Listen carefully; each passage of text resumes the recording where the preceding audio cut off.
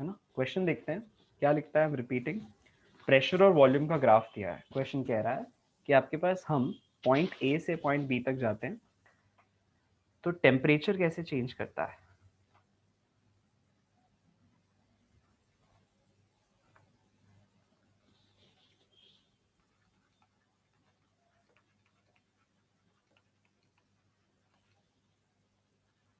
आपके पास चार ऑप्शंस हैं। पहला, टेम्परेचर पहले घटता है फिर बढ़ता है, या फिर टेम्परेचर लगातार घटता है, या फिर टेम्परेचर पहले बढ़ता है फिर घटता है, या फिर लगातार बढ़ता है। ये चार ऑप्शन है, ठीक है। अगला सवाल देखो, इसको एक बार अपने पास ले लो, क्वेश्चन को लिख लो कॉपीज में। मेक श्योर करो कि डायग्राम बनाओ, सिर्फ सॉल्व मत करो, डायग्राम बनाओ अपने पास, ठीक है। एक और सवाल लिखते हैं, आई गिव यू टाइम, ठीक है। अगला क्वेश्चन लिखो।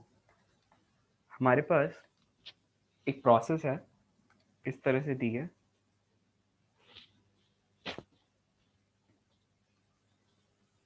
क्वेश्चन कहता है एक आइसोथर्मल प्रोसेस है ऐसा, ठीक है। आइसोथर्मल प्रोसेस की हुई है।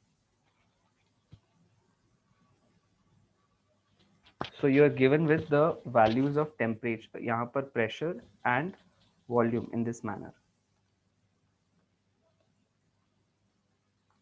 ठीक है। जो ग्राफ दिया है it is PV is equal to let's say some constant, मतलब of course, ठीक है। This is given as x, this is given as 2x, ठीक है। और आप इक्वेशन ले लो, PV is equal to 4x, PV is equal to 4x is the equation given। ये अपन इसको कांस्टेंट ले लेते हैं x लेने के बजाय, या चलो x ले ही लेते हैं, ठीक है। x नॉट ले लो, ठीक है, सम कांस्टेंट x नॉट, ठीक है। इस तरह से आपके पास PV ग्राफ की इक्वेशन दी है। आपको बोलता है find out the work done in the process, ठीक है। इसके अगला क्वेश्चन लिखो, डायग्राम बनाओ, ठीक है। इसके अगला एक और क्वेश्चन लिखो। आपके पास क्वेश्चन कहता है कि एक सिस्टम है जिसमें जो प्रेशर है ना, it gets doubled. Initially pressure था 1 atm, इससे प्रेशर डबल हो जाता है, ठीक है। डबल हो जाता है एट, ये काम करते हैं, टेम्परेचर को डबल करते हैं। Temperature, initially temperature T not था, वहां से 2 T नॉट हो जाता है। करते क्या, तुम पता है, ऐसा मान के चलो कि अपन फरवरी में सिलेबस खत्म करेंगे, मतलब अभी वो थॉट प्रोसेस रखो। अगर बहुत ज्यादा एक्सपेक्टेशन कर लोगे ना और नहीं होगा तो दुख होगा, तो ऐसा मानो कि फरवरी में होगा, ठीक है। इसलिए मैंने तुम लोगों को पहले भी बोला था कि अपन फरवरी में करेंगे, अच्छे सर से नहीं करेंगे, भी हो तो कोई दिक्कत नहीं सर, मैं खुद से पढ़ के चला आऊंगा सर मैं। है ना। हाँ, कब से है तुम्हारे पेपर्स। सर मोस्टली बाय 2025 हाँ, तो फिर तो असंभव है। तुमको कोई डाउट होंगे तो तुम अच्छे हुए चैप्टर से पूछ लेना, ओके सर, ठीक ओके है। सर। हाँ, चलो ठीक है। फिर टेम्परेचर डबल हो जा रहा है, ठीक है। और गैस का जो एडियाबेटिक कांस्टेंट दिया है that is given as 1+2/f, और क्वेश्चन लिखता है कि एक मोनो एटॉमिक गैस है। मतलब इतना नहीं दिया होगा, बट मैं तुम्हें कह रहा हूँ एक मोनो एटॉमिक गैस है, आइडियल इन नेचर है, ठीक है। उसका टेम्परेचर डबल हो जा रहा है, ठीक है। उसमें आप नंबर ऑफ मोल्स को 1 मान सकते हो, ठीक है। तो जब उसका टेम्परेचर डबल होता है, इनिशियल प्रेशर को आप P0 मान लो, ठीक है। इनिशियल प्रेशर को P0 मान लो, टेम्परेचर डबल हो जाता है। You need to find out moles दिए हुए हैं, ठीक है। तो आपको क्या फाइंड करना है कि उस गैस के लिए what is the heat energy का चेंज, अगर एडियाबैटिकली, ये जो प्रोसेस है ये एडियाबैटिक है, ऐसा लिखा हुआ है।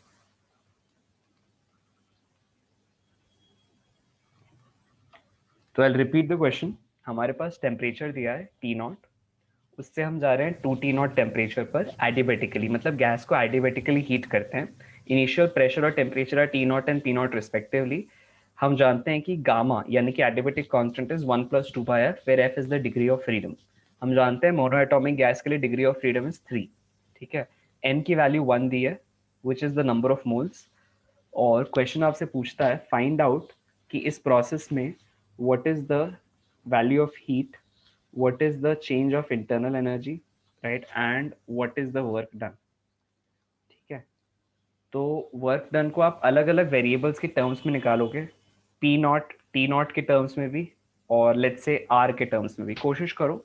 ठीक है, I bring the questions again. आप लोगों के सामने स्क्रीनशॉट ले लो. ये पहला, जैसे ही स्क्रीनशॉट हो जाए तो हैंड रेस करो. ठीक है, स्क्रीनशॉट हो जाए जैसे पहले क्वेश्चन का तो हैंड रेस करो या लिख लो, whatever, one of the two things. Done. Best है स्क्रीनशॉट ले लो एवरीवन. या मैं क्योंकि एक एक करके क्वेश्चन ला रहा हूँ, I am just giving a 5 minute break to do these questions. हाँ, डन क्लास. ओके, पहला पेज हो गया, सबने लिखा. श्रेयांश, श्रेयांश पता नहीं है कि नहीं क्लास में.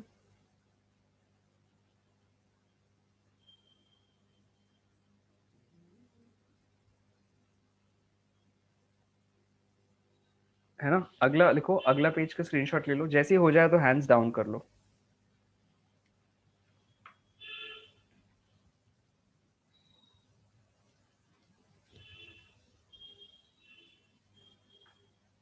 ओके, अगले पेज का भी ले लो और हैंड्स रेज कर लो.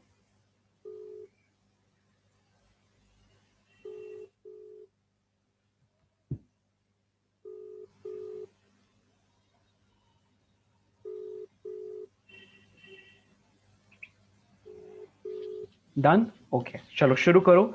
आप लोगों के पास अगर हो जाए सारे सवाल तो ऑप्शन ए टिक करना है. ठीक है, ठीक है, अगर अपने तरफ से ट्राई हो जाए. ठीक है, मैं यहाँ पर पोल डाल रहा हूँ.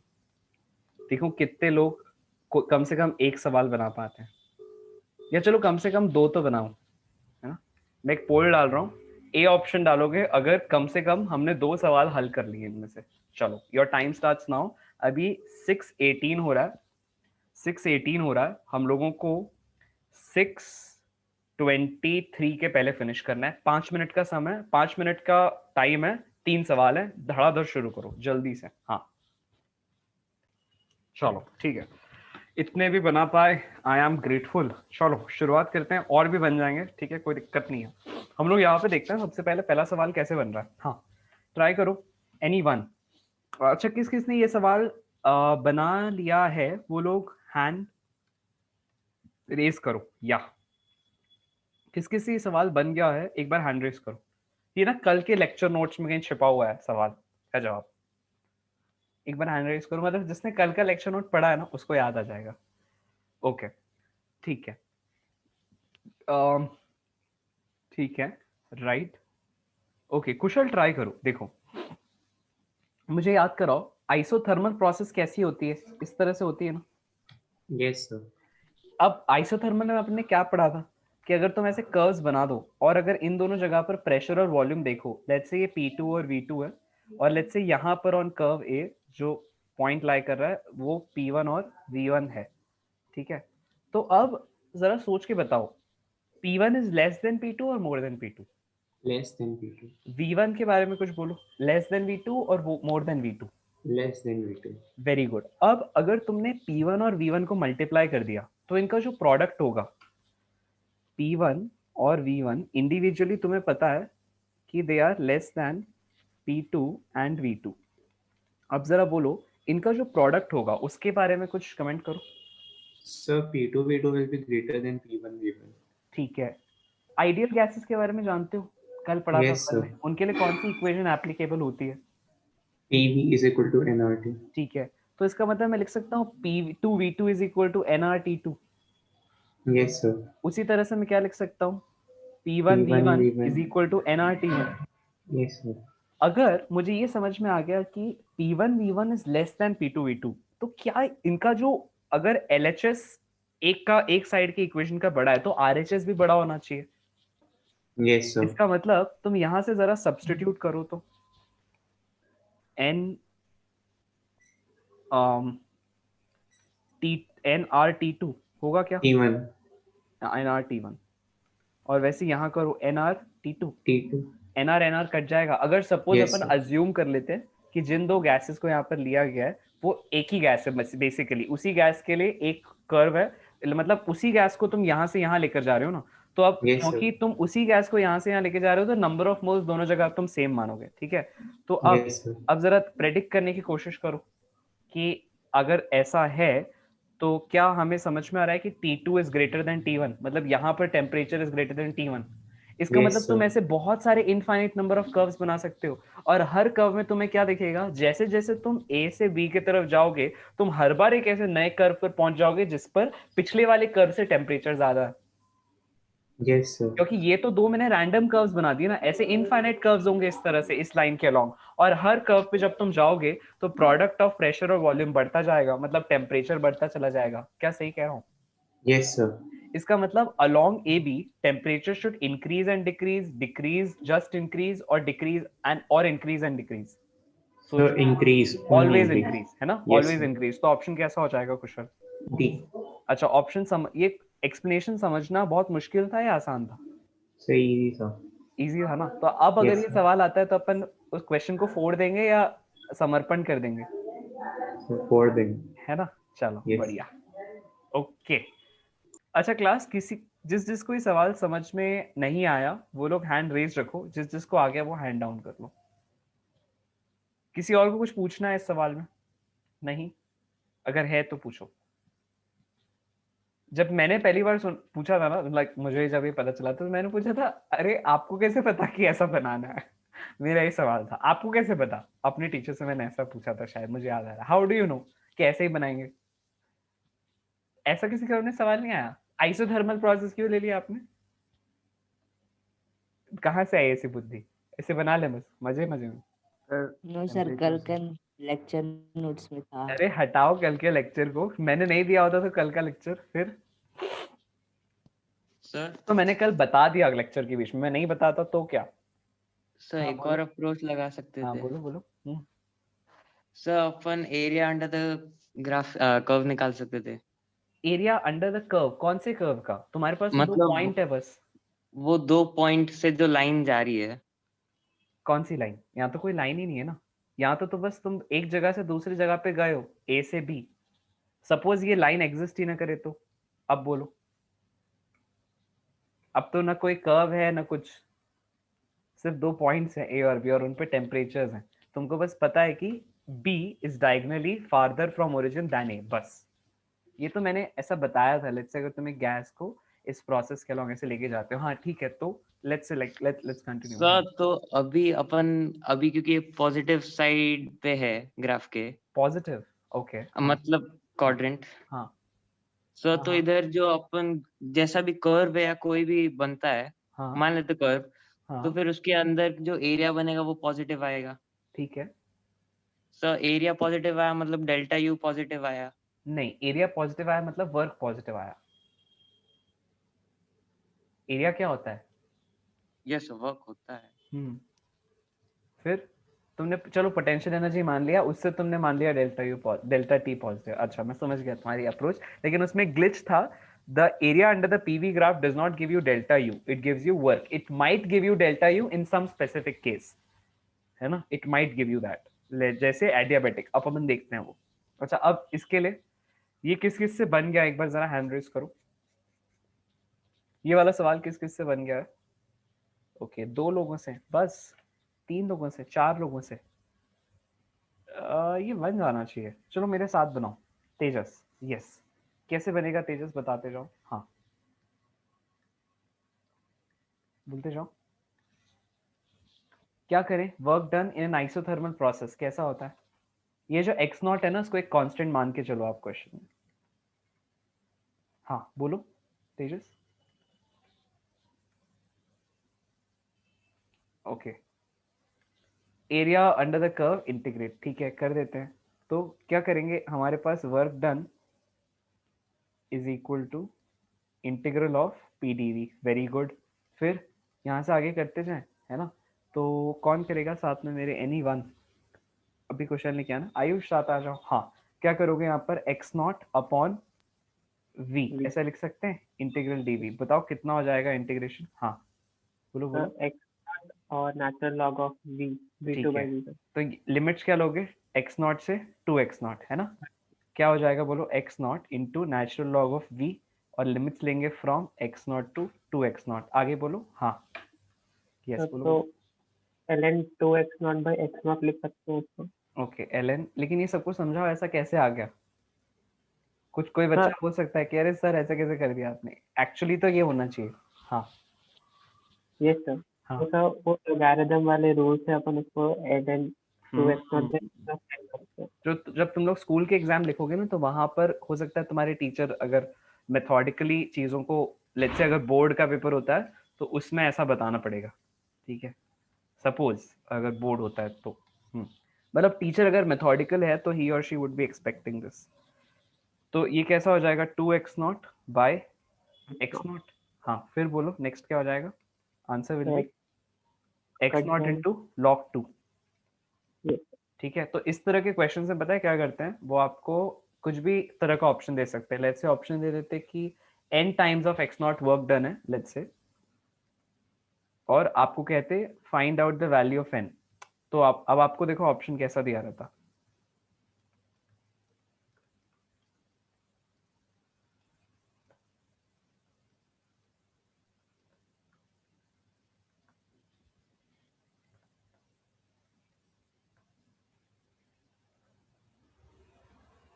किसी को पता है क्या इसका आंसर?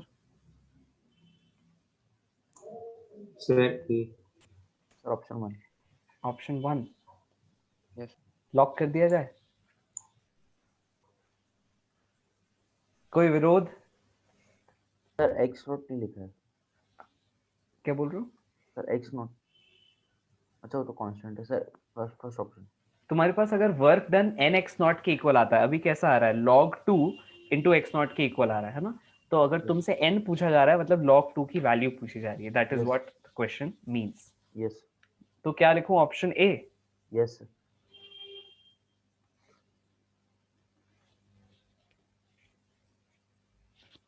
कैसे हो गया ऐसा, हमने तो पढ़ा था log 2.3010 होता है, ऐसे कैसे कर सकते हैं सर, तो कुशल? वो नेचुरल लॉग था इसलिए।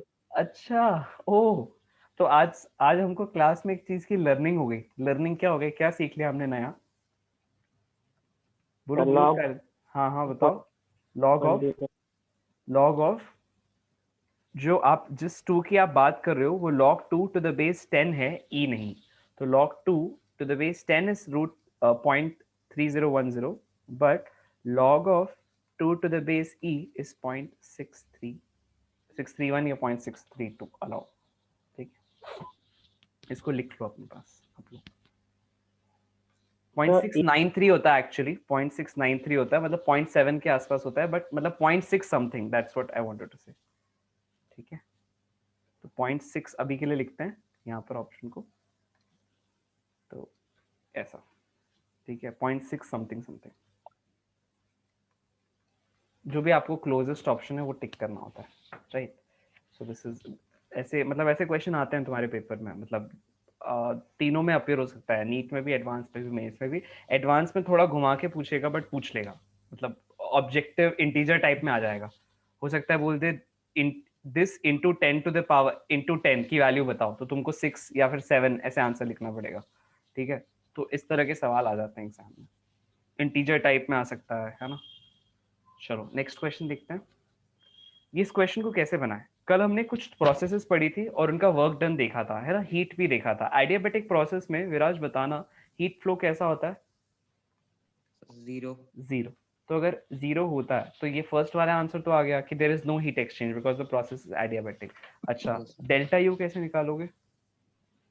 Sir, NCV delta T.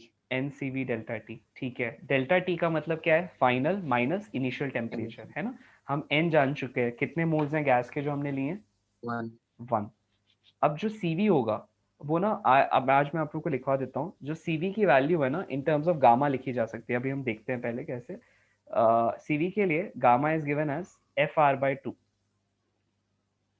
बताओ कितना है क्वेश्चन में, एफ कितना है, इसके लिए कितना एफ हो जाएगा? 3. मोनो एटॉमिक के लिए 3। तो बताओ CV कितना हो जाना चाहिए, 3R/2, राइट? sir. यहाँ लिख लेते हैं 3R/2। मैं इसको आप लोगों को लिखवाता हूँ अभी, ठीक है?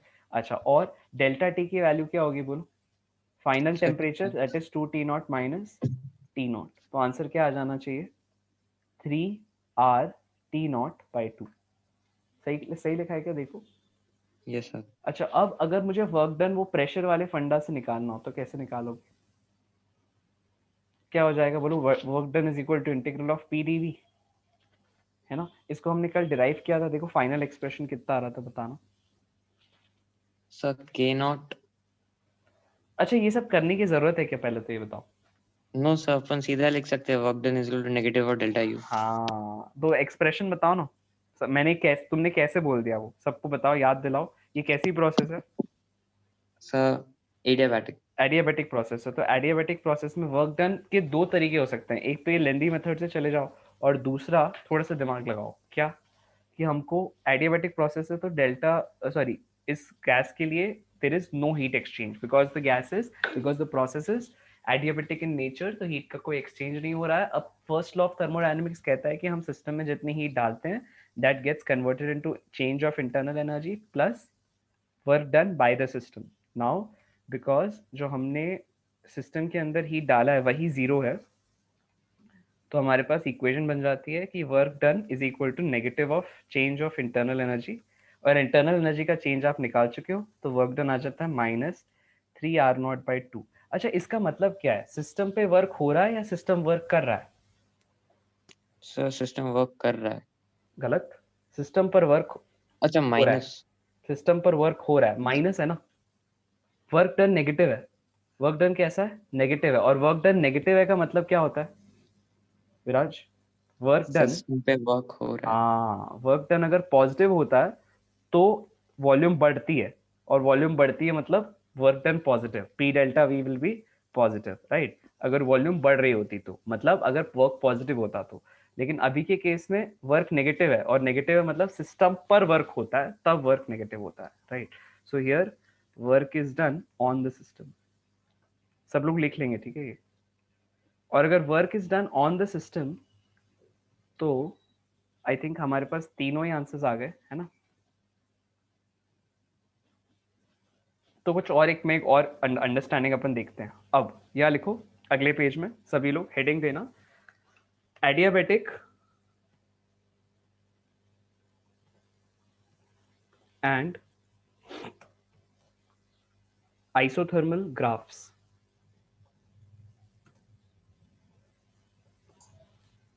सर बोलिए बोलिए। सर वो प्रीवियस क्वेश्चन में एक डाउट है। हाँ बोलो। सर आपने गामा की वैल्यू CP/CV भी बताई थी, हाँ हाँ, तो उससे फिर मेरी CV की वैल्यू 3 आ रही है, तो वो लेके सॉल्व कर सकते हैं। CV की वैल्यू 3 आ रही है, gamma is equal to CP/CV। Yes sir. तो CV की वैल्यू 3 कैसे आएगी? सर गामा की वैल्यू 1/1 + 2/f है, ठीक है, और और CP भी मोनो तो चाहिए एटॉमिक। होगा, सर बट CP भी तो चाहिए होगा। नो सर, वो पहले गामा को सॉल्व करेंगे 1 + 2/f से, ठीक है। तो उसकी वैल्यू 5/3 आएगी। तो फिर उसको CP/CV से इक्वेट कर देंगे तो फिर रेशियो मिल जाएगा। तो फिर तो CV रेशियो आ गया इक्वल टू तो क्या हो 3। गया?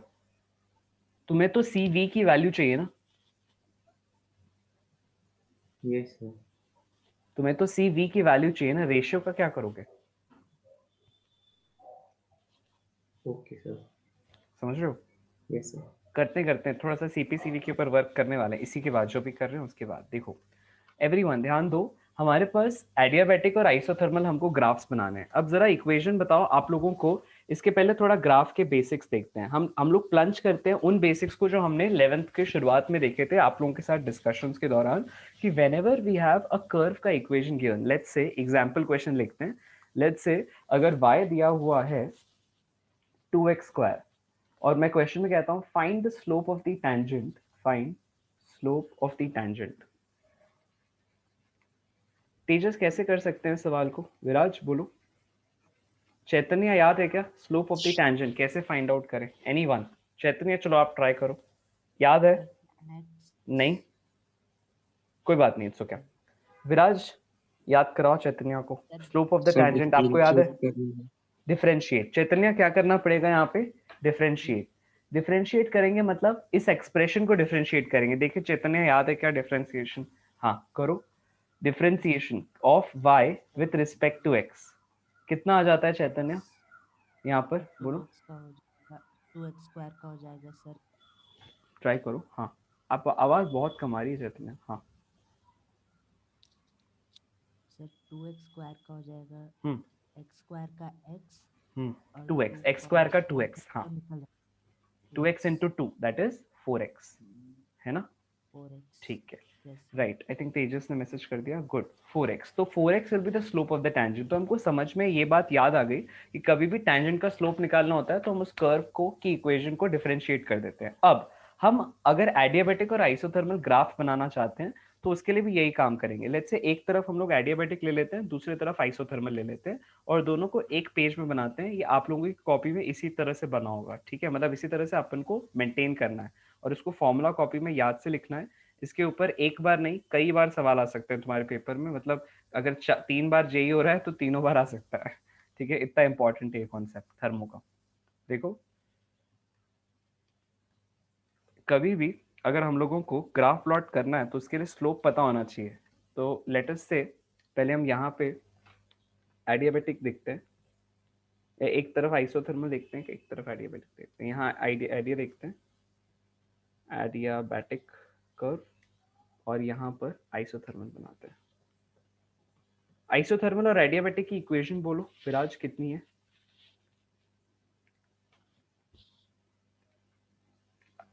बोलो बोलो। PV power gamma is a constant. उसी तरह Yes. से यहाँ आइसोथर्मल की कैसी होती है? PV is equal to constant, है कि नहीं? Yes, sir. अब मैं कहता हूं कि हमें P और V के बीच में ग्राफ बनाना है। जैसे यहाँ पर X और Y के बीच में अगर ग्राफ बनाते तो ग्राफ कुछ ऐसा बन के आता, ठीक है? अभी मुझे क्या करना है, और इसका अगर आप टैंजेंट निकालते तो ये उस टैंजेंट का स्लोप दे रहा है। मतलब किसी भी पॉइंट पे लेट्स से अगर टैंजेंट है x0 पे तो उसका जो स्लोप हो जाता है m that would have been equal to 4x0। Curve की इक्वेशन है y is equal to 2x square. अब यही काम मुझे करना है यहाँ पर आइडियाबैटिक और आइसोथर्मल कर्व्स में। तो पहले मैंने इक्वेशन लिख दिया है ना। अब मुझे p को v के टर्म्स में एक्सप्रेस करके डिफरेंशिएट करना है, ये एक तरीका है। या डायरेक्टली दोनों तरफ differentiating with respect to x कर दो सपोज। तो बोलो क्या हो जाएगा? First function into differentiation of second function, right? Plus क्या हो जाएगा? Second function into differentiation of first function is equal to differentiation of some constant. Constant का डिफरेंशिएशन कैसा होता है विराज? 0. जीरो। इसका मतलब आरएचएस में हमारे पास जीरो आ जाएगा, राइट?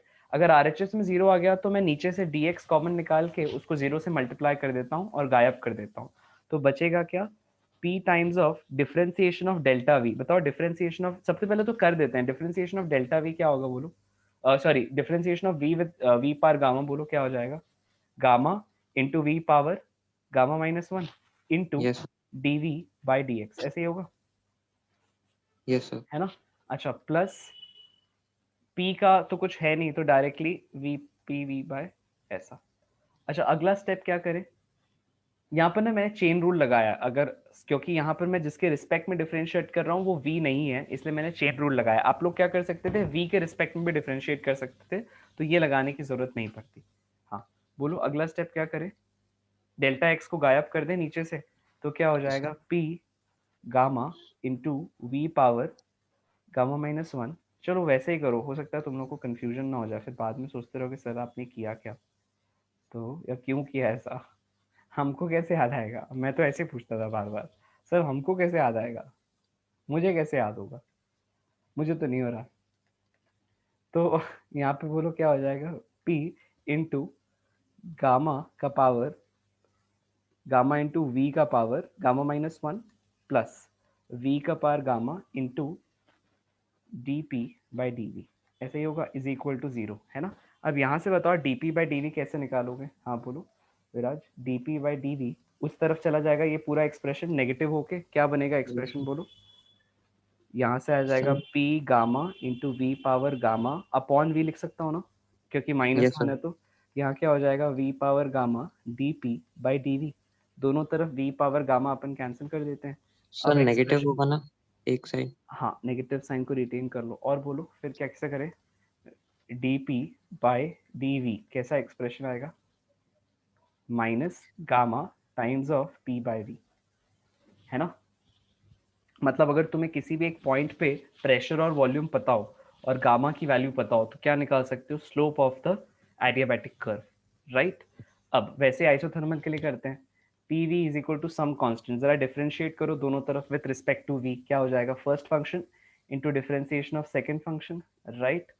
आगे बोलो, plus sir second function into differentiation of first function yes sir. Is equal to differentiation of some constant. इसके आगे तुमको करना है कुशल, हाँ, कांस्टेंट का डिफरेंशिएशन कैसा हो जाएगा, बोलो। 0। ठीक है, चैतन्य बताओ अब हमको क्या करना पड़ेगा, पी वी नीचे differentiation of v with respect to v कितना हो जाएगा चैतन्य, बोलो बोलो कितना हो जाएगा, dv by D V will be 1, है ना।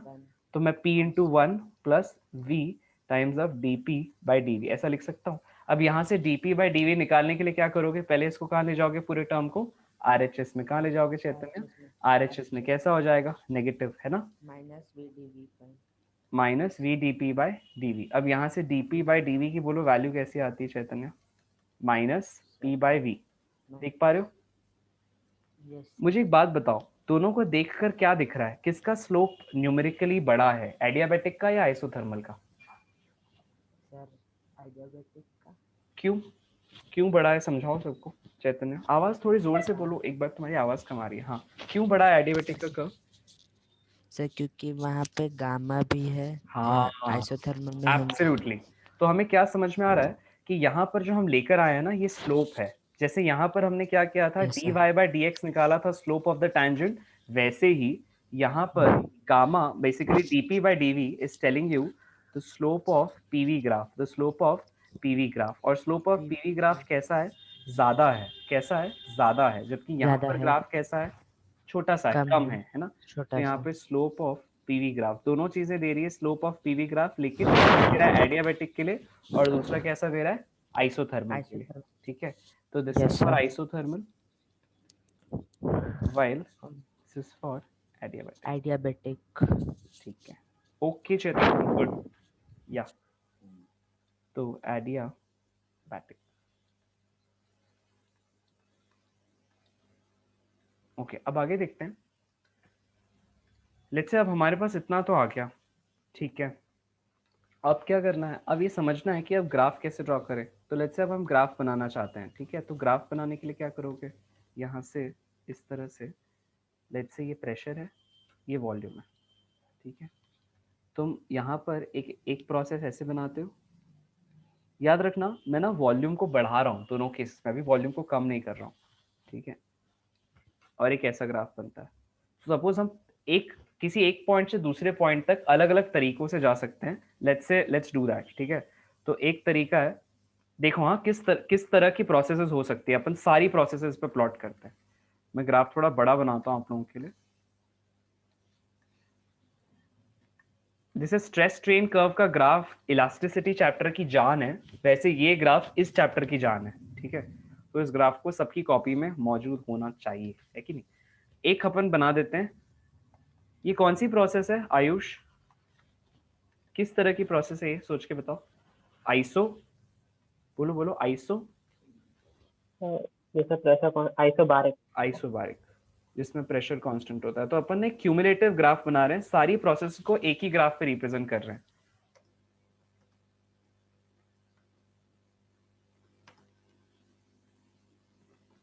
डिफरेंट थर्मोडायनेमिक प्रोसेसेस, ठीक है। अच्छा, किसी ने ट्यूब वाला एक्सपेरिमेंट किया क्या घर पे? कुशल, मैंने तुम्हारा कल क्वेश्चन बाद में देखा क्लास के, तुम शायद पूछ रहे थे कि वो फुटबॉल की हवा निकाल सकते हैं क्या, तुम्हारे पास है फुटबॉल तो ट्राई करो, निकाल के देखो होता है क्या। लेकिन उसके लिए बहुत जरूरी है, बहुत कोल्ड एटमॉस्फेयर में किया जाए। ऐसा भी कर सकते हो, सुबह 4 बजे उठना नहीं हो रहा है ना, तो वो काम तुम रेफ्रिजरेटर के अंदर थोड़ा सा घुस जाओ और उसके बाद उस गैस को वहां से निकल, लेकिन रेफ्रिजरेटर के अंदर तो ऑलरेडी ठंडक है ही, तो बर्फ बनने के वैसे भी चांसेस है। बट चलो ट्राई कर लो, थोड़ी सी चीटिंग हो जाएगी एक्सपेरिमेंट के साथ, बट देन ट्राई करो, रेफ्रिजरेटर थोड़ा खोल लेना जहाँ पे बर्फ जमती है ना, और घर वालों से थोड़ा पूछ के करना, है ना, क्योंकि फुटबॉल को तुम रेफ्रिजरेटर के पास लेके जाओगे, अगर उसमें मैल वैल लगी है तो फिर तुम्हारे घर वाले तो छोड़ेंगे नहीं किसी को भी, मतलब मेरे घर वाले तो नहीं छोड़ेंगे मुझे अगर मैंने ऐसा किया तो, है ना। तो देखो अब हम लोग क्या कर रहे हैं, यहाँ पर किसी एक पॉइंट से अलग अलग जगह पर हम जाना चाहते हैं, let's say for the same volume expansion हम अलग अलग रास्ते ले सकते हैं। मैंने क्या कहा, for the same volume expansion यहाँ से मैं यहाँ तक अपने गैस, अगर अपने एक गैस है लेट्स से यहाँ पर किसी एक जगह पर, मैं ऐसे उसकी वॉल्यूम बढ़ाना चाहता हूँ, लेकिन I can take different routes, I can take different routes. इसी पर अपन आज बात करते हैं स्टेट और पाथ वेरिएबल्स की। देखो तो हमारे पास यहाँ से यहाँ जाने के अलग अलग रास्ते हैं। एक रास्ता है इस तरह से, देखो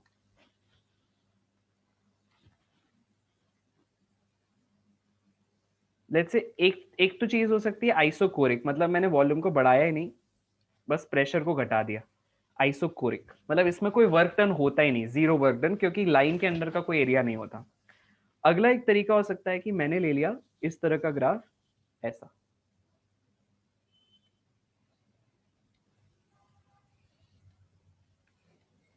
ठीक है, और एक हो सकता है इस तरह का ग्राफ।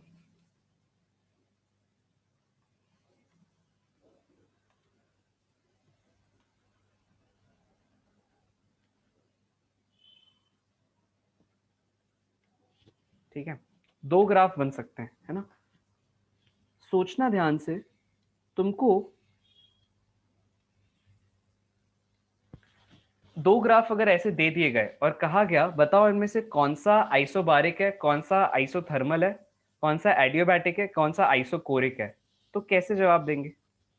देखो इस वाले के लिए प्रेशर कांस्टेंट है, वो तो दिख रहा है। आयुष जरा इस वाले के लिए बताओ, वॉल्यूम कांस्टेंट है ना, तो आइसोकोरिक हो गया। अब इन दोनों में से कैसे डिफरेंशिएट करें आयुष, क्या करें, सोचो।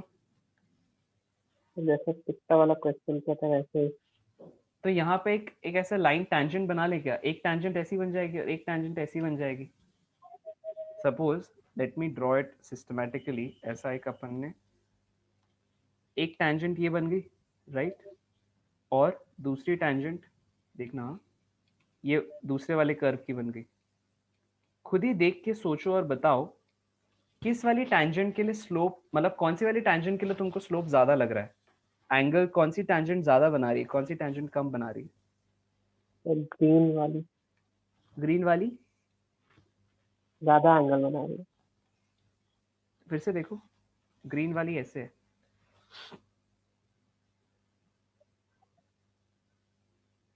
ये ग्रीन है, ये ग्रीन है, और ये रेड है। अब सोचो कुशल, आयुष, कौन ज्यादा एंगल बना रहा है with the x axis, x axis के साथ एंगल को देखना है। थोड़ा सा और स्लैंट कर दूं अगर तुम लोगों को देखने के लिए आसानी होनी चाहिए तो। अब देखो, अब देख के बताओ, खुद ही समझो, ग्रीन ज्यादा स्लैंट कर रही है या रेड ज्यादा स्लैंट कर रही है, angle with the x axis. Green वाले का ज्यादा है ना। मैं कह रहा हूँ angle with the negative x axis. चलो अब बताओ।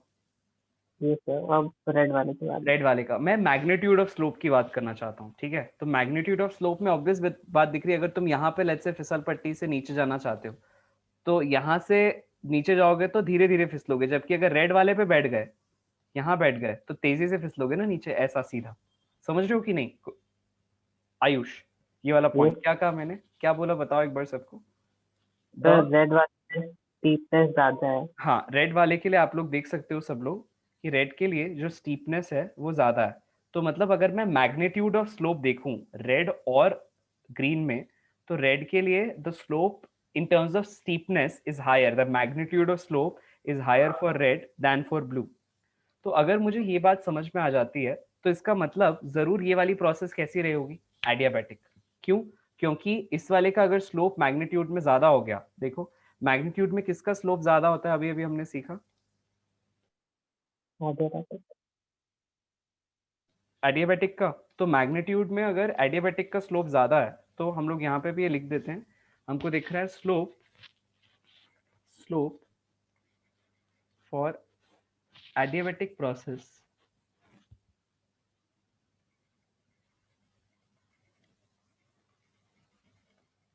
is greater in magnitude than the slope for isothermal, and we can clearly see कि रेड वाले के लिए स्टीपनेस यानी कि स्लोप ज्यादा है। इसीलिए अगर मुझे सपोज यहाँ पर इन दोनों में से आइडेंटिफाई करना पड़ता कि 1 और 2 में से कौन सा एडियाबैटिक है कौन सा आइसोथर्मल है, तो जिसका स्लोप ज्यादा वो कैसा है, एडियाबैटिक, और जिसका स्लोप कम वो कैसा है, आइसोथर्मल। ये कब है, when we are seeing we are going from one point to two different points, right? So I can say that 1 का स्लोप ज्यादा है इसीलिए that is adiabatic, जबकि 2 का slope is come, therefore it is isothermal। मतलब ये एक logical explanation है। इस तरह के क्वेश्चंस तुम्हारे पेपर्स में आ जाते हैं कभी कभी, रीजनिंग बेस्ड मतलब, ठीक है।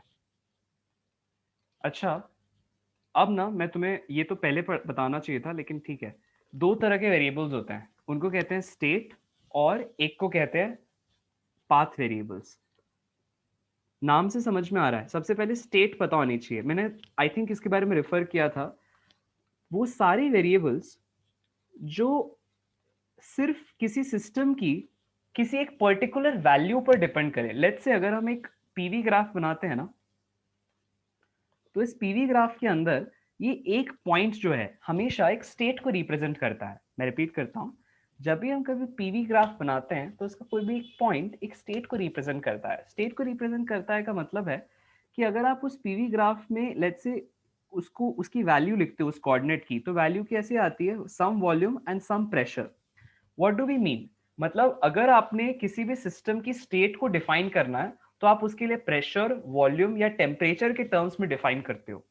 तो अभी सिस्टम की कैसी स्थिति है या कैसी स्टेट है can be defined by what is the pressure, temperature and volume. कोई भी 2 अगर आपने पैरामीटर्स देखो, आपके पास आइडियल गैस की इक्वेशन में 3 बेसिक वेरिएबल्स है, प्रेशर, टेम्परेचर और वॉल्यूम। इनमें से अगर कोई भी 2 अपन को पता है ना तो तीसरा वाला निकल जाएगा। ये बात समझ में आ रही है सबको? अगर लेट्स से मुझे V और T पता है तो P निकल जाएगा, है ना। लेट्स से अगर V और P और T पता है तो V निकल जाएगा, and vice like and so on. So the basic agenda is in 3 variables में से प्रेशर, टेम्परेचर एंड वॉल्यूम के में से किसी का भी अगर कोई भी 2 वेरिएबल्स पता हो तो हम सिस्टम की स्टेट को प्रेडिक्ट कर सकते हैं कि अभी सिस्टम कैसी स्थिति में, राइट।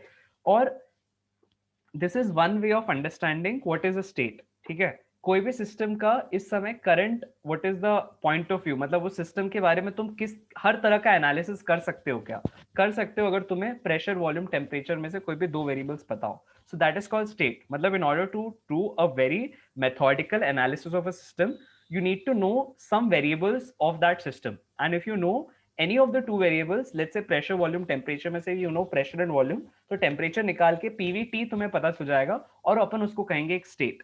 तो अगर तुम यहाँ पे अलग अलग ग्राफ्स, अगर अलग अलग पॉइंट्स प्लॉट करते हो, लेट्स से 1 2 3 4, तो हर पॉइंट एक स्टेट को रिप्रेजेंट कर रहा है, हर पॉइंट एक स्टेट को रिप्रेजेंट कर रहा है। तो कहने का मतलब अगर मैं यहाँ से यहाँ जाऊं तो I am going from one state to another, मैं यहां से यहां जाऊं I am again going from one state to another. और कभी भी स्टेट वेरिएबल्स को कि अगर चेंज को रिप्रेजेंट करना हो, बेसिकली ये समझना है अपन को कि स्टेट वेरिएबल्स में हम जो भी चेंज लेते हैं ना तो इस तरह से रिप्रेजेंट किया जाता है डेल्टा साइन की मदद से। एग्जाम्पल के लिए हमने इस क्लास के एकदम फर्स्ट मैंने आपको बताया था, मेरे आईआईटी के इंटरव्यू में मुझसे पूछा गया था कि क्या हम Q को डेल्टा Q लिख सकते हैं, is it a right way. मुझे प्रोफेसर ने वहां बताया था नहीं लिख सकते। क्यों? क्योंकि हीट एक स्टेट वेरिएबल नहीं है। आयुष याद करो, मैंने हीट के नीचे तुम लोगों को ब्रैकेट में क्या लिखाया था, हीट क्या है, एनर्जी इन ट्रांजिट। मतलब जो एनर्जी ट्रांजिट के हो रही है हमेशा, या तो मूवमेंट में, मोशन में, एक जगह से दूसरी जगह। तुमने एक ग्लास को पकड़ा लेट्स से, या एक की को ऐसे करके मैंने होल्ड किया, तो when I am holding the key what is happening, मुझे की ठंडी लग रही है। ठंडी लग रही है मतलब मेरे हाथ से कुछ हीट इस की के अंदर जा रही है, तभी मुझे ये हीट ठंडी लग रही है। So the process of heat flow from one body to another makes us feel either the body is hot or cold. So heat is basically a term which is not defining the state, it is defining a path variable. Why? क्योंकि heat is always in transit. तुम अगर किसी system पे work कर रहे हो तो work तभी होगा when the system is in transit, या सिस्टम का there is either a like उसका वॉल्यूम बढ़ रहा है या उसका वॉल्यूम कम हो रहा है, अगेन समथिंग जो ट्रांजिट से जुड़ा हुआ है. लेकिन the same does not hold true for internal energy.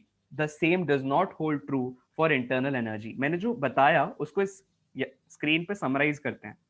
मैंने कहा जब भी कभी आप किसी एक स्टेट से दूसरी स्टेट जाते हो तो जो पैरामीटर स्टेट वेरिएबल है उनमें आप चेंज को लिख सकते हो. एग्जाम्पल के लिए हम लोग u के साथ चेंज लिखते थे, याद करो. Change from one state to another makes the u gets change from let's say u1 to u2. तो हम इसको लिखते थे फाइनल माइनस इनिशियल जो भी वैल्यू है, ठीक है, इंटरनल एनर्जी की. तो internal energy is an example of a state variable क्योंकि ये सिर्फ फाइनल और इनिशियल पोजीशंस पे डिपेंड करता है या उस पोजीशन पे डिपेंड करता है जहां के ये लिए निकाला जा रहा है. लेट्स से अगर आप u किसी एक स्टेट के लिए निकालते हो तो u1 होगा, किसी दूसरी स्टेट के लिए निकालते हो तो u2 होगा, where u1 and u2 are completely different from one another. Now the same does not hold true for path variables. Path variables ऐसे वेरिएबल हैं, एग्जाम्पल के लिए work done and let's say अभी अपन ने जो दो नए पढ़े हैं हीट, जो कि पाथ पे डिपेंड करेंगे. कहने का मतलब अगर आप इसको एक पीवी ग्राफ पे डिपेंड देखोगे, so path variables are path dependent. Like in a cliche definition देखें अपन तो पाथ डिपेंडेंट है, जबकि जो स्टेट वेरिएबल्स हैं वो पाथ इंडिपेंडेंट हैं.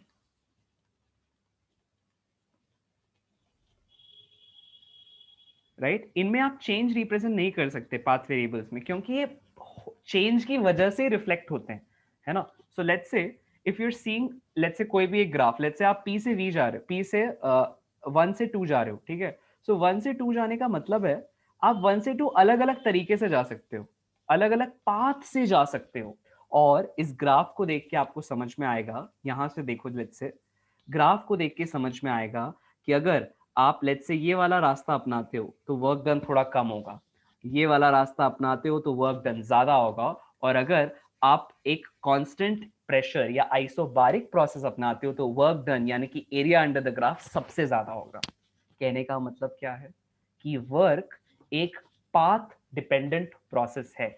आप कौन सा पाथ लेते हैं वॉल्यूम को सेम अमाउंट से बढ़ाने के लिए, आप कौन सा पाथ लेते हैं वॉल्यूम को सेम अमाउंट से बढ़ाने के लिए, जो नेट वर्क डन है उसको बदल देता है, जो नेट वर्क डन है उसको बदल देता है. जबकि इंटरनल एनर्जी के लिए ऐसा नहीं है. अगर आप किसी एक पॉइंट से दूसरे पॉइंट के बीच में गए हैं, फिर आप किसी भी पाथ से जाएं, लेट्स से यहां देखो, ठीक है, अगर आप ये प्रेशर और वॉल्यूम का ग्राफ हो गया, अगर आप प्रेशर और वॉल्यूम को लेट्स से यहां जाने के अलग अलग तरीके हो सकते हैं, ऐसा बनाते हैं, थोड़ा ग्राफ को ऊपर लेके जाते हैं.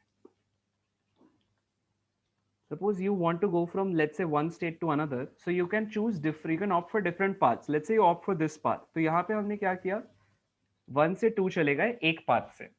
अब चाहे मैं इस पाथ से जाऊं या इस पाथ से जाऊं, अलग अलग कलर ले लेते हैं तुम्हारे अच्छे आइडेंटिफिकेशन के लिए. तो चाहे मैंने पाथ कोई भी चूज किया, हर केस में जो डेल्टा यू होगा वो सेम ही होगा. क्यों? क्योंकि डेल्टा यू की वैल्यू किस पे डिपेंड करती है, फाइनल और इनिशियल स्टेट्स पे. You final minus you initial, क्योंकि इस क्वेश्चन में हम 1 से 2 जा रहे हैं तो 2 फाइनल है और 1 इनिशियल है, यानी कि हम लिख सकते हैं u2 minus u1. Doesn't matter कि मैं किस पाथ से जा रहा हूं. सो मुझे यहाँ क्या दिख रहा है कि delta u is a path independent variable and therefore I call delta u or u as a variable which is a state variable because it depends upon the final and initial state of that substance. कि उसकी वो किस स्थिति में है, finally उसकी initial pressure volume क्या है, फाइनल प्रेशर वॉल्यूम क्या है, उससे टेम्परेचर निकालिए. तो यू सिर्फ टेम्परेचर पे डिपेंड करता है, उसको और कोई फर्क नहीं पड़ता. जबकि अगर आप वर्क देखोगे तो आपको अपने आप समझ में आएगा कि वर्क हर प्रोसेस के थ्रू, इसके थ्रू थोड़ा कम है, इस वाली प्रोसेस के थ्रू थोड़ा ज्यादा है, और इस वाली प्रोसेस के थ्रू सबसे ज्यादा है. So I can very easily see, अगर मैं इन प्रोसेसेस को नाम दे देता हूं, let's say A, B and C, so I can very easily see that work done through process A is the smallest, then work done through process B is larger, and then the work done through process or path C is the largest. मतलब मुझे समझ में आ गया कि work एक path variable है, because path बदल देने पर वर्क बदल जा रहा है. भले इनिशियल और फाइनल स्टेट्स वही है, लेकिन पाथ बदलने देने पर वर्क बदल जा रहा है. और हमारी इक्वेशन क्या कहती थी? Heat energy supplied changes to change of internal energy and work done. तो जैसे वर्क बदल जा रहा है पाथ बदलने पर, तो हीट फ्लो भी बदल जा रहा है पाथ बदलने पर, क्योंकि ये तो सेम है. तो अगर इसका आप चेंज करोगे तो वो डायरेक्ट रिफ्लेक्ट किस पे होगा? हीट पे होगा. समझ रहे हो? मैं रिपीट करता हूँ, ये तीनों इस इक्वेशन से जुड़े हुए हैं. इस स्थिति को तुम बदल नहीं सकते. कहने का मतलब, अगर तुमने वर्क बदल दिया, इसका जरूर मतलब है इसका सीधा प्रभाव किस पे पड़ेगा? हीट पे. इसीलिए हीट भी कैसा वेरिएबल हो गया? पाथ वेरिएबल हो गया. वर्क भी कैसा वेरिएबल हो गया? पाथ वेरिएबल हो गया. याद करो वो इक्वेशन हम क्या लिखते थे? Q is equal to N C delta T. और मैंने क्या कहा था कि हर केस में आपके पास C अलग अलग आएगा. अगर आप कांस्टेंट प्रेशर से जाओगे तो यहाँ Cp आ जाएगा, कांस्टेंट वॉल्यूम से जाओगे तो Cv आ जाएगा, कांस्टेंट टेम्परेचर से जाओगे तो Ct आ जाएगा. आज की क्लास को खत्म करने से पहले एक नोट अपने पास लिख लो कि अगर आप कभी भी एडियाबैटिक प्रोसेस लेते हैं और मैं कहूँ C की वैल्यू बताओ उसके लिए, कल की क्लास में हम लोग पॉलीट्रोपिक प्रोसेस देखते हैं, मतलब नेक्स्ट क्लास में पॉलीट्रोपिक प्रोसेस देखते हैं क्या होती हैं, है ना. और जैसा मैंने कहा था साइकिल की एफिशिएंसी, कार्नोट इंजन, रेफ्रिजरेटर, ये सब देखते हैं. लेकिन आप लोगों को घर पे काम करना है, कल कम से कम 30 क्वेश्चन सॉल्व करने हैं थर्मोडायनेमिक्स से, और मुझे रात के 9 बजे तक भेजने हैं. ठीक है? वरना समझोगे नहीं, सीखोगे नहीं जब तक बनाओगे नहीं. ठीक है? तो you have to solve and send 30 questions. Either take it from examples, take it from NCERT, take it from level 1, take it from HC Verma, take it from DC Pande. आपके ऊपर है, कोई एक चीज चुनो and stay by it. I will suggest DC Pandey के objective question level 1 और उसके सारे एग्जांपल्स जितने बना सकते हो. 30 क्वेश्चंस का एम करो, विद इन 75 मिनट्स बनाने की कोशिश करो और मुझे सेंड करो. ठीक है? By tomorrow night 9 PM I should get it in my WhatsApp right message. आपको PDF स्कैन करके भेजना है 30 क्वेश्चंस. ठीक है? थर्मोडायनेमिक्स के. अच्छा, पॉलीट्रोपिक, ईटा साइकिल, रेफ्रिजरेशन, रेफ्रिजरेटर क्या होता है, मतलब सेकंड लॉ ऑफ थर्मोडायनेमिक्स, ये सब अपन कल देखेंगे. ठीक है? Efficiency of Carnot next cycle में देखेंगे. Right, so this is about it. अगली क्लास में ये सब देखेंगे. और सी को अलग अलग प्रोसेसेस के लिए सी कैसे डिटरमाइन करते हैं, और सी ऑफ मिक्सचर क्या होता है, राइट, ये सब पढ़ते हैं. जाने से पहले एक विचार क्या, कि अगर मुझे स्पेसिफिक हीट कैपेसिटी निकालनी है for adiabatic process, specific heat capacity निकालनी है फॉर एन एडियाबैटिक प्रोसेस, तो उसकी वैल्यू कैसे निकालोगे? याद करो इक्वेशन क्या होती है? Q is given by N C P delta T. तो अगर Q is N C P delta T, या let's say Q is N C delta T, मुझे C निकालना है, तो C will be Q by N delta T. And for an adiabatic process Q is 0. Therefore, specific heat capacity is 0 for an adiabatic process. मैंने कल आपको लिखाया था constant pressure, volume और टेम्परेचर पे. एडियाबैटिक के लिए भी आज नोट कर लो. ठीक है? कल अपन देखेंगे पॉलीट्रोपिक प्रोसेस के लिए सी कैसे निकालते हैं. ठीक है? सी मिक्सचर क्या होता है, एक और नोट लिख लेना अपने पास. हम लोग कभी भी ऐसा लिख सकते हैं, Cp minus Cv is equal to R, right, for ideal gases, and gamma is equal to Cp by Cv. यहां से इन दोनों को जब तुम सॉल्व करोगे ना, तुम्हारे पास ऐसा आएगा, Cv is equal to R by gamma minus 1 and Cp is equal to gamma R by gamma minus 1. ये फॉर्मूलाज आपको एक जगह नहीं, हर जगह काम आएंगे. ठीक है? और गामा का तो आई थिंक मैं आपको लिखा ही चुका हूँ. Gamma is 1+2/f. ठीक है? तो एक बार इन दो फॉर्मूलाज को अपने पास नोट कर लो and you can log off from the class. कोई डाउट किसी का रह गया हो, राइट, तो वो मुझसे नेक्स्ट क्लास में याद से 5 बजे आकर पूछ ले. Shivanjali and Shreyansh, my humble request, please थोड़ा सा जल्दी आओ अगली क्लास में और मुझसे कम से कम काइनेमैटिक्स के आके डाउट पूछ लो, ठीक है, जो जो नहीं समझ में आ रहे. Right, so this is about it. Thank you everyone, take care, bye bye, see ya, God bless you all. Thank you, bye bye, take care. Sir एक डाउट था हाँ हाँ, बोलिए बोलिए. सर, बस थर्मोडायनेमिक्स में बोल सकते हैं ना कि वर्क पाथ इंडिपेंडेंट है. वर्क पाथ डिपेंडेंट है भैया. ठीक है सर, मतलब हाँ भाई. हाँ, सर तो सिर्फ सिर्फ थर्मो नहीं, थर्मोडायनेमिक्स. हमेशा हमेशा. तुम एक क्वेश्चन ले लो, तुम्हारे पास ऐसे लेट से यहाँ से तुम यहाँ जाते हो, ठीक है, अगर यहाँ पर मैंने पाथ में सपोज फ्रिक्शन बिछा दिया ऊपर जाते वक्त, और एक इंक्लाइन प्लेन है उसमें मैंने एक पाथ में फ्रिक्शन नहीं रखा, तो दोनों में वर्क सेम होगा अलग अलग होगा? सोच के बताओ. अलग अलग होगा. अलग अलग होगा. क्यों अलग अलग क्यों होगा? क्योंकि एक एक्स्ट्रा फोर्स लगने लग जाएगा फ्रिक्शन की वजह से, है ना. तुम इसको ऊपर लेके जाना चाहते हो F, लेकिन नीचे की तरफ फ्रिक्शन की वजह से mg sin थीटा के अलावा F भी लग रहा होगा, स्मॉल f. जबकि इस केस में अगर फ्रिक्शन नहीं है तो जो वर्क लगेगा that will be path dependent, या तुम कह सकते हो यहाँ पर पाथ की क्वालिटी पे भी डिपेंड कर रहा है ना. यहाँ पे देयर इज नो फ्रिक्शन, तो सिर्फ mg sin थीटा लग रहा है, तो तुम्हें इस ऑब्जेक्ट को ऊपर ले जाने के लिए सिर्फ mg sin थीटा का विरोध करना है. जबकि यहाँ पर तुम्हें इस वाले केस में फ्रिक्शन जो नीचे लग रहा है उसका भी विरोध करना है और mg sin थीटा का भी विरोध करना है, तब जाके तुम इस ऑब्जेक्ट को थीटा इंक्लिनेशन पर ले जा पाओगे, जबकि इंक्लिनेशन उत्तीच है. तो in all cases work done is always a path dependent force, not a path independent force in the entire physics, कहीं पे भी. सर लेकिन work is equal to F into S होता है और एस तो डिस्प्लेसमेंट है. इसीलिए तो डिस्प्लेसमेंट क्या है? डिस्प्लेसमेंट पाथ के बारे में ही तो बात कर रही है. डिस्प्लेसमेंट क्या है? लेकिन जैसे मेरे को ए से बी पॉइंट पे जाना है, तो मैं घूम के भी जाता हूँ या सीधा जाता हूँ, तो मेरा वर्क तो उतना ही आएगा ना. नहीं, क्योंकि अगर तुम घूम के चले गए तो पाथ बदल जाएगा ना. मतलब यहाँ पर जो फिर फोर्स लगेगा वो अलग लगेगा, समझ रहे हो? अब सेकेंड केस में तुम्हारे पास जो फोर्स लगेगा वो अलग लगेगा कि नहीं आयुष? तो अगर मैं चल के जा रहा हूँ तो हर जगह फ्रिक्शन सेम है. देखो मैं वही तो कह रहा हूँ, तुमने अगर पाथ बदल दिया, ये यहाँ से यहाँ तक पाथ बदल दिया, हो सकता है डिस्प्लेसमेंट वही रहे, लेकिन तुम्हारे द्वारा लगने वाला फोर्स जो अब इस पाथ के अलोंग लगेगा वो यहाँ के फ्रिक्शन पे डिपेंडेंट होगा. तो लेकिन अगर मान लेते हैं वो रोड है तो फ्रिक्शन तो वैसा ही है ना, मतलब वहां भी वैसा ही फ्रिक्शन है, यहाँ पे भी वैसा ही फ्रिक्शन है. देखो अगेन ये तुम्हारा अजम्पशन है, जो तुम बोल रहे हो ये तुम्हारा अजम्पशन है. मतलब अब देखो, मैंने पाथ इंडिपेंडेंट है या पाथ डिपेंडेंट है, इसका ये मतलब नहीं है कि दो पाथ से कभी सेम नहीं हो सकता. सेम हो सकता है अगर तुम अपने हिसाब से कंडीशंस चेंज कर दो तो. अगर मैंने कहा कि कोई एक स्टेटमेंट ट्रू है, दैट डज नॉट मीन कि वो स्टेटमेंट हमेशा ट्रू है. मतलब उसके ऐसे केसेस बन सकते हैं कि दो अलग अलग पाथ है लेकिन वर्क डन सेम आ रहा है, ऐसा हो सकता है. That is always not true, ऐसा नहीं है.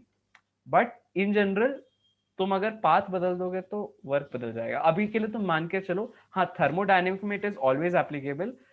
फॉर मैकेनिक्स केसेस हो भी सकता है, नहीं भी हो सकता, अगर तुम उसको इतना डीपली एनालाइज करना चाहते हो तो.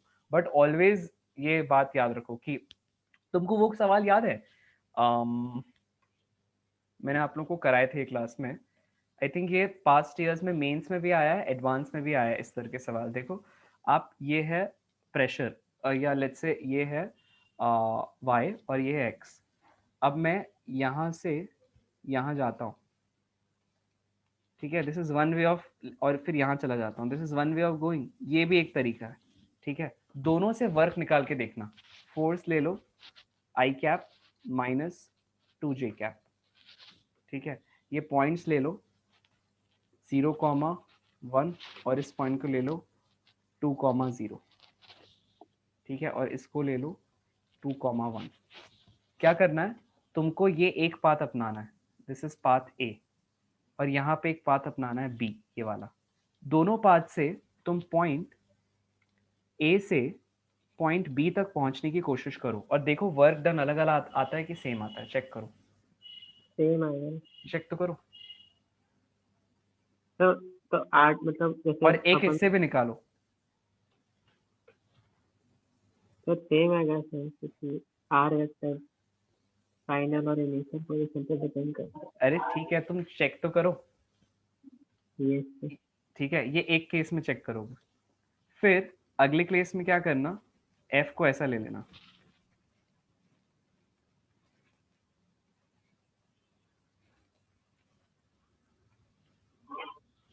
और फिर निकालना हर पाथ के थ्रू, ए से भी, बी से भी और सी से भी।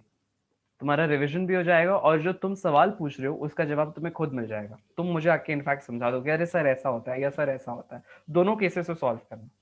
एक में फोर्स कैसा है, एक में फोर्स कैसा है आयुष, कांस्टेंट है, और एक दूसरे में कैसा है, वेरिएबल। सिर्फ फोर्स कांस्टेंट है या वेरिएबल पे इससे कौन चेंज हो सकता है, वर्क। भले पाथ वही ले रहा हूँ। ये अब ट्राई करो, जो मैं बोल रहा हूँ उसको ध्यान से रिलेट करने की कोशिश करना, जो मैंने तुमको एग्जांपल दिया उससे। एक बार फोर्स कांस्टेंट लो और एक बार फोर्स वेरिएबल लो, जैसे मैंने यहाँ दिया है। यहाँ पे हर इंस्टेंट पे, जैसे वो यहाँ आया तो एक्स बदल गया, हर इंस्टेंट पे एक्स बदल गया। फॉर्मूला क्या लगाओगे बताओ, याद करो। Work is equal to integration of F dot D R. तो इसको हम लोग ने क्या लिखा था, integration of F X D X plus integration of F Y D Y. हर बार देखो कि x और y की क्या वैल्यूज का चेंज है। जब मैं लेट्स से a से c जाता हूँ, c से b जाता हूँ, a से o जाता हूँ और o से b जाता हूँ, हर बार देखो x और y कैसे चेंज हो रहा है। अकॉर्डिंगली लिमिट्स लगाओ, वैल्यूज डालो एफ एक्स एफ वाई की, सब्सटीट्यूट करो, इंटीग्रेट करो, आंसर निकालो। पहले ए सी के लिए निकालो, फिर सी बी के लिए निकालो, फिर ए बी के लिए निकालो, फिर ए और ओ बी के लिए निकालो। तो इस तरह से तुम्हारे पास पाथ ए, पाथ सी और पाथ बी, तीन पाथ के लिए तुम्हारे पास वर्क डन आएगा। मुझे बताना सेम आता है अलग अलग आता है। कर सकते हो आयुष ये एक्सरसाइज? Yes sir. इसको करोगे ना तो थोड़ा सा फंडामेंटल खुलेगा, जो मैं कह रहा हूँ उसके बारे में और पर्सपेक्टिव क्लियर होगा। करके देखो, ठीक है? ट्राई करो, आज ही करो, मुझे बताओ मैसेज से कल या परसों कि क्या आता है आंसर, ठीक है? Yes sir. तो अभी अपन ने क्या सीखा, लर्निंग क्या है कि वर्क कैसा है, पाथ डिपेंडेंट है। इवन मैकेनिक्स में भी ऐसा ही होता है, लेकिन अगर फोर्स बदल जाए, अगर फोर्स बदल जाए तो जरूरी नहीं है स्टेटमेंट ट्रू होगी। मतलब पाथ कैन बी डिपेंडेंट और इंडिपेंडेंट। अब तुम ये चीज यहां से वैलिडेट करोगे, ठीक है? Yes cool, sir. Okay, thank you sir. All right Ayush.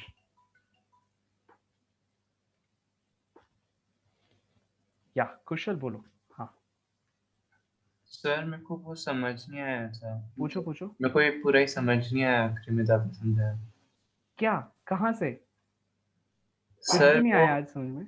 नहीं सर, यहाँ तक आ गया था ये हाँ ग्राफ तक। हाँ मेरे को वो समझ नहीं आया। हाँ आपने तो ये समझाया था। हाँ हाँ बोलो बोलो। सर वो Q और W में डेल्टा क्यों नहीं लगता है? देखो, हम पाथ ए लेते हैं। पाथ ए में बताओ वर्क कम होगा ज्यादा होगा? कम होगा। पाथ सी में बताओ? ज्यादा होगा। और पाथ बी में सी से कम होगा सी से ज्यादा होगा? C से कम होगा। और ए से? ज्यादा। इसका मीनिंग क्या हुआ कि अगर तुमने पाथ बदल दिया तो वर्क कैसा हो गया, चेंज। Yes sir. इसका मतलब पाथ बदलने पर अगर वर्क चेंज हो जाता है तो वर्क कैसा फोर्स है, पाथ पर डिपेंड कर रहा है या इंडिपेंडेंट है? 5 पे डिपेंड कर रहा है। इसीलिए मैंने यहाँ क्या लिखा है, वर्क कैसा फोर्स है, पाथ डिपेंडेंट फोर्स है। क्लियर हो रहा है? Yes sir. अब हुआ क्लियर? Yes sir. अब ध्यान से सुनो, अब अगर तुमने वर्क बदल दिया, ये इक्वेशन तो हमेशा वैलिड है ना, ये इक्वेशन तो हमेशा वैलिड है। 1 से 2 में तुम कहीं से भी जाओ, क्या डेल्टा यू में कोई चेंज आएगा? No sir. क्यों? क्योंकि वो तो सिर्फ फाइनल और इनिशियल स्टेज पे डिपेंड करता है, राइट? Yes sir. अब अगर तुमने वर्क बदल दिया, इसलिए हीट भी कैसी हो जाएगी, चेंज। एक पाथ से कुछ वर्क आएगा, दूसरे पाथ से कुछ वर्क आएगा। इसका मतलब एक पाथ से कुछ हीट आएगी, दूसरे पाथ से कुछ हीट आएगी, क्योंकि ये तो सेम रहा, W बदल गया तो Q भी बदलेगा कि नहीं, पाथ सर वाइज। हीट तो वो Q तो मतलब हीट सप्लाइड है ना, अपन जितनी हीट सप्लाई करेंगे उतना ही। सुनो तो मैं क्या कह रहा हूँ, मैं कह रहा हूँ तुम पाथ सी से गए, बताओ पाथ सी के लिए क्या लिखोगे, delta U plus work done to path C. Yes sir. Del Q of B को क्या लिखोगे? Delta U plus work done through path B. B उसी तरह से क्यू ऑफ पाथ सी को क्या, क्यू ऑफ पाथ ए को क्या लिखोगे? delta U plus work done on part A. अब मुझे अगर दिख रहा है कि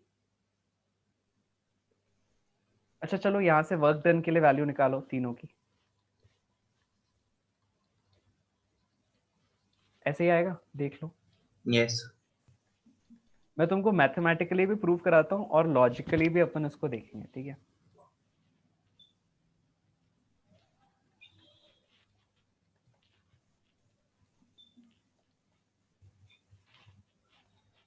हाँ क्या होगा बोलो एक्सप्रेशन। अब हम जानते हैं तीनों के लिए एक्सप्रेशन आ गया। अब जरा इसमें सब्स्टिट्यूट करो इसको। किए क्या कुशल? Yes, sir. हाँ क्या आता है एक्सप्रेशन बताओ। QA is less than QB is less than Q QC. A minus delta U, ये तो बोलो minus delta U is less than, हाँ बोलो Q B minus delta U, फिर My Q C minus delta delta U. U. क्योंकि minus delta U common है हर तरफ, तो तुम अगर माइनस डेल्टा यू ऐड कर दो ऑन ईच साइड तो ये कट जाएगा ना, कैंसिल आउट होगा। Yes. इससे क्या आ गया कि heat supplied in path A is different from heat supplied in path B is different from heat supplied in path C. अब समझे? मैं Yes. तुमको इस डेफिनेशन के जरिए ये समझाने की कोशिश कर रहा था उस समय कि अगर तुमने पाथ बदल दिया तो वर्क की डेफिनेशन से तो वर्क अलग अलग है हर पाथ के थ्रू, और हीट और इंटरनल एनर्जी का चेंज है वो तो हर पाथ के थ्रू सेम है। इसका ऑब्वियस क्या मतलब निकल के आता है इस इक्वेशन से कि जरूर हीट का चेंज भी कैसा है, अलग अलग फ्रॉम ईच पाथ। क्या अब क्लियर हुआ? Yes, sir. अगर हीट का चेंज वर्क हर पाथ से अलग अलग है, इस वजह से हम इक्वेशन क्या लिखते थे याद करो, Q is equal to N C delta T. याद आ रहा है? कल मैंने कहा था कि डिपेंडिंग अपॉन की प्रोसेस कैसी है, कांस्टेंट प्रेशर प्रोसेस है तो यहाँ पे हम सी पी लिख देते हैं, कांस्टेंट वॉल्यूम प्रोसेस है तो यहाँ पे हम सी वी लिख लेते हैं, अगर कांस्टेंट टेम्परेचर प्रोसेस है तो यहाँ पे क्यू टी लिख लेते हैं, या लेट्स से अगर एडियाबैटिक प्रोसेस है तो यहाँ पर कुछ और सी आ जाएगा, हाँ या ना? लेट्स Yes, से sir. अपन उसको सी एडियाबैटिक कह देते हैं। और एडियाबैटिक के केस में बताओ सी कैसा आएगा? जीरो। क्यों? क्योंकि क्यू तो जीरो है ना, तो इसीलिए Yes. सी की वैल्यू जीरो हो गई। मतलब तुमने पाथ बदल दिया, डेल्टा टी वही है हर केस में, देखो डेल्टा टी वही है हर केस में, टेम्परेचर का चेंज वही हो रहा है, राइट? अगर टेम्परेचर का चेंज वही हो रहा है मतलब इनिशियल और फाइनल स्टेट सेम होगी, राइट? क्योंकि Yes, sir. Yes. पी और वी का प्रोडक्ट सेम हुआ ना, तो अगर Yes. फाइनल और इनिशियल स्टेट सेम है लेकिन फिर भी देखो हर केस में टोटल वैल्यू जो हीट की आई वो अलग अलग आई, सेम आई। अलग इसका मतलब हीट हीट कैसा वेरिएबल हो गया, स्टेट वेरिएबल या पाथ वेरिएबल? Path variable. मतलब तुमने किस तरह की प्रोसेस के प्रति एक्सपोज किया अपने सिस्टम को, उस पर डिपेंड करता है कि वर्क और हीट कितने निकल के आएंगे। यू हमेशा जो इंटरनल एनर्जी का चेंज है that remain same irrespective of the path you opt, and therefore U is a path variable, जबकि Q and W are sorry u is a state variable but q and w are path variables। क्या अब हमें clear हो रहा है कुशल? हाँ sir clear है। अच्छे से? हाँ ओके कूल। और कुछ? No sir clear. ओके चलो कुशल, एक चीज करना है अपन को, कल संडे का दिन है मैंने बोला है, तो Yes. कम से कम 30 क्वेश्चन लगाओ अच्छे से, हो सके तो 2 क्वेश्चन काइनेमैटिक्स के भी लगा लेना। ऐसे अगले मतलब मंडे को 2 क्वेश्चन वर्क पार एनर्जी के लगा लेना, वेंसडे को क्या करोगे 2 क्वेश्चन रोटेशन के लगा लोगे, उसके बाद 2 क्वेश्चन ग्रेविटेशन के लगा लोगे, तो तुम्हारे आने वाले एक हफ्ते में पूरे सिलेबस का जो भी अपन ने किया रिवीजन हो जाएगा कि नहीं? यस सर और हो तब जाए। तक अपन फ्लूइड शुरू कर चुके होंगे, राइट? Yes. इसका मतलब अगर तुम्हें अगले संडे को पूरा 11th का टेस्ट देना पड़े तो तुम उसके लिए लगभग लगभग तैयार हो जाओगे ना, कम से कम 2-2 क्वेश्चन से। Yes sir. मेरी स्ट्रैटेजी समझ रहे हो क्या बता रहा हूँ? एक बार में सब नहीं पढ़ना है, डिस्ट्रीब्यूट कर दो, काम जब बड़ा है तो थोड़ा थोड़ा थोड़ा थोड़ा थोड़ा, एक कॉन्सेप्ट हर मंडे को तुम एक, जैसे लोग मंडे को, संडे को, ट्यूसडे को उपवास रखते हैं ना हनुमान जी का, तुम एक दिन उपवास रखोगे या एक दिन उपवास रखोगे वर्क पावर एनर्जी का? लोग निर्जला लगते हैं, तुम वर्क पावर एनर्जी का रखोगे, एक दिन रखोगे काइनेमैटिक्स का। ऐसा कर सकते हैं ना कुशल अपन? तो हर Yes, sir. चैप्टर से 4 हफ्तों में, मतलब एक मंथ के अंदर 4 हफ्तों में Yes. अपन 7 चैप्टर्स तो अच्छे से कर पाएंगे, राइट? Yes, sir. ऐसा ही व्रत अगर अगले 7 चैप्टर्स के लिए कर लिया तो टोटल पूरे के पूरे 15 चैप्टर के लिए अपन रेडी हो जाएंगे ना 2 महीनों बाद, सिर्फ 2-2 क्वेश्चन रोज बना के एक एक टॉपिक में से। Yes, sir. समझ में आ रही है बात मैं क्या कह रहा हूँ? Yes, sir. Yes, sir. बस इस तरह से तैयारी करो ताकि 2 महीनों के बाद मैं 11th का कोई भी सवाल तुमसे पूछूं, प्रोबेबिलिटी बढ़ जाए कि तुम्हें उसका जवाब आता हो, Yes, sir. है ना? तैयारी शुरू करें कुशल आज से। हर हाँ, दिन बस 2 सवाल बनाओ, अपने पास एक लिस्ट बनाओ मंडे से संडे, और हर दिन उस लिस्ट में देखो ऐसे टिक ऑफ करते जाओ। सो लेट्स से दिस इज योर लिस्ट। यहाँ पर तुम Monday, Tuesday, Wednesday, Thursday, Friday, Saturday, Sunday को भी बनाओ, कोई दिक्कत नहीं है, बट छोड़ो मत। हर दिन भले एक बनाओ संडे को, अगर ब्रेक लेना है तो, बट बनाओ। तो यहाँ चैप्टर्स लिख लो कि हर दिन कौन से चैप्टर को रिप्रेजेंट करता है। Let's say Monday is for kinematics, let's say इसमें तुम 1D 2D दोनों डाल दो, ठीक है? Let's say Tuesday is for units and dimensions, let's say Wednesday is for basic math problems, मतलब बेसिक मैथ जो मैथ के टूल्स होते हैं। Thursday is let's say for oscillations and waves, ठीक है? Let's say then it is thermo and gravitation. Let's say here you have rotation. Here you have, let's say, work power energy and NLM. अभी के लिए इतना रखो, जब fluids हो जाएगा तो वो भी डाल देना इस इक्वेशन में। और कोई बचा क्या चैप्टर? No, डाल sir. देना, मतलब जैसे भी अपने हिसाब से। और डेट्स लिख लो, आज क्या है 23rd है, Yes, sir. तो 24th से शुरू करो, ठीक है? ऐसे डेट लिख लो, एक मस्त पेपर बनाओ ऐसे हॉरिजॉन्टल सा, और उसमें ऐसे 24th, 25th एंड अकॉर्डिंगली, मतलब तो जैसे 24th को जो भी, आज क्या है, आज सैटरडे है ना, तो यहाँ से शुरू करोगे, लेट्स से कल से शुरू करोगे, मतलब 20 जो भी, मतलब हर दिन जैसे एक बार कर देते हो तो उस पर टिक आ जाएगा। फिर अगले दिन लेट्स से नेक्स्ट वाला करते हो तो उस पर फिर टिक आ जाएगा।